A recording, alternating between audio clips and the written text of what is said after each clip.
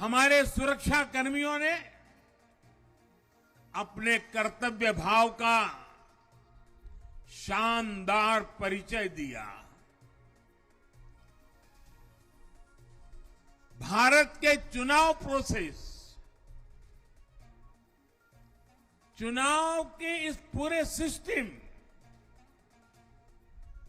और चुनाव प्रक्रिया की क्रेडिबिलिटी पर हर भारतीय को गर्व है। इस स्केल पर चुनाव का, इस एफिशिएंसी के साथ चुनाव का दुनिया में कहीं कोई उदाहरण नहीं है। और मैं देशवासियों को कहूंगा,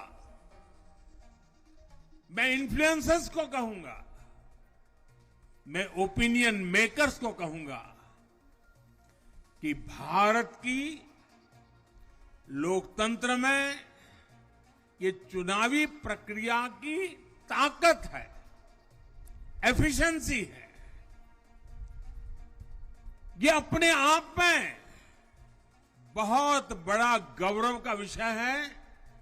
भारत की पहचान को चार चांद लगाने वाली बात है।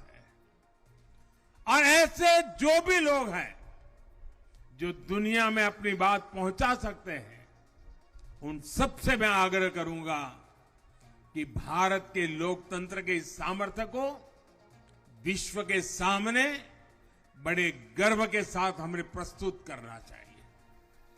इस बार भी भारत में जितने लोगों ने मतदान किया, वो अनेक बड़े लोकतांत्रिक देशों की कुल आबादी से भी ज्यादा है। जम्मू कश्मीर के मतदाताओं ने इस चुनाव में